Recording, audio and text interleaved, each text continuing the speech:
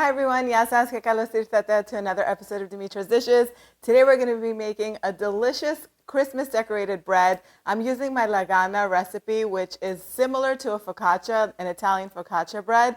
So easy to make, it's so pretty to look at. This has to be on your holiday table. Let's get started. We're going to start off with the wet ingredients. In my KitchenAid mixer, I'm going to add a quarter of a cup of all-purpose flour, 1.5 teaspoons of active dry yeast, 2 teaspoons of sugar, and 2 cups of lukewarm water. You don't even have to mix that. Let that sit for about 8 minutes so that way you can make sure that the yeast is alive and it's going to do its thing.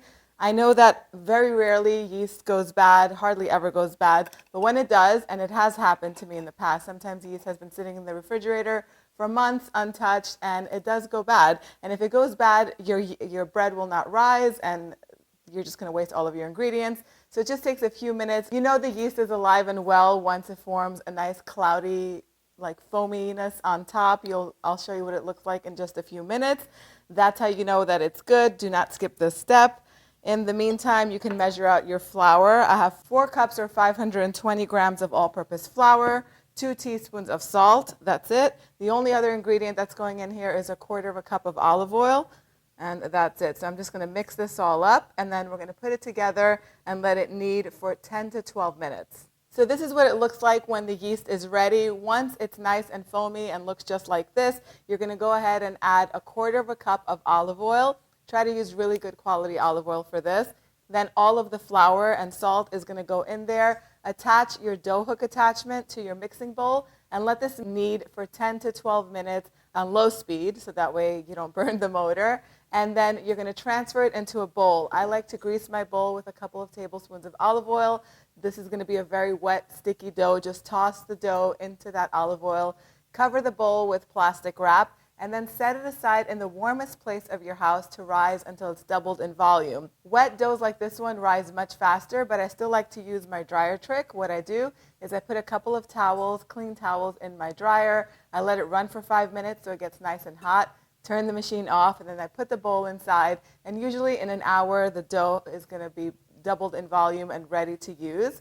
So if you don't want to do that trick, that's fine. Set it aside. You could even set this in the fridge overnight so it can rise low and slow and then use it the next day. It's up to you. So it took an hour and a half for the dough to rise beautifully, and these really wet doughs like this one rise pretty quickly. I like to use the dryer because it just saves time. So I'm going to use a cast iron pan to bake this dough in. So I'm going to drizzle a little bit of olive oil inside of it. And I have some fine semolina flour here. I'm going to sprinkle some all over the bottom of the pan. And I'm going to transfer the dough on top. Spread it evenly so that way it's nice and round and it bakes evenly.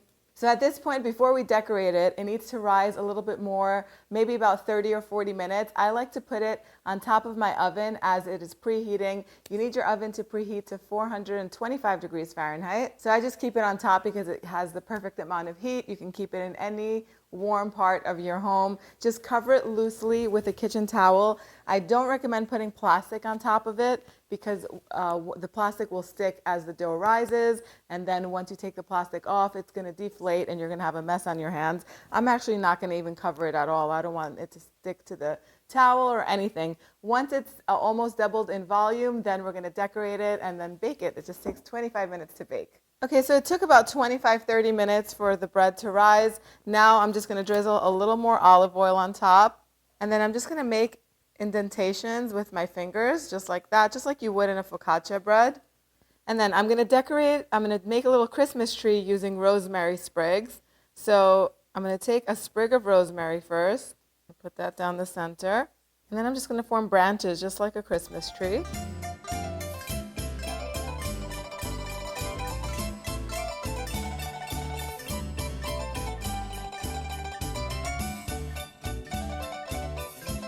And then I'm going to take little cherry tomatoes and just put them on underneath each one of the branches so they could look like little decorations.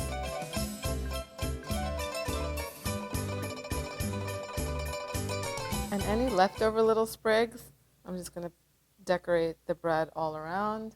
I think that looks good. And I'm going to sprinkle the top with a little bit of salt. And take a look at how pretty that looks. So the oven is already preheated to 425 degrees Fahrenheit. This is going to go in and bake for about 30 or 35 minutes. I said 25 minutes before, but I meant 30 to 35 minutes.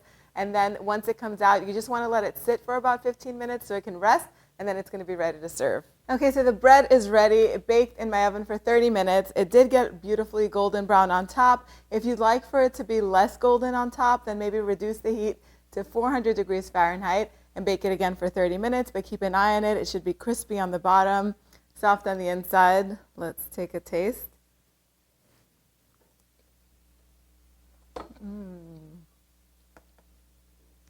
That is so good. A little bit of balsamic vinegar and olive oil on the side for dipping would be perfect for this.